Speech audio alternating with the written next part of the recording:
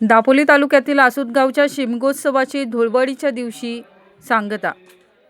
दापोली तालुक्यातील आसूत गावच्या शिमगोत्सवाची धुळवडीच्या दिवशी सांगता झाली। या दिवशी श्री झोलाईचा साणा भरण्यात येऊन धुळवड साजरी होते। देवी समोर परंपरागत असा आसूत गावचा काठखेळ सादर केला जातो। संपूर्ण गाव यावेळी साणा भरण्यासाठी उपस्थित असतो आणि मग शिमगोत्सवाची सांगता होते। आसूत गावचा पारंपरिक काठखेळ बघण्यासाठी मोठ्या संख्येने ग्रामस्थ व दूरदूरहून चाकरमानी इथे येतात।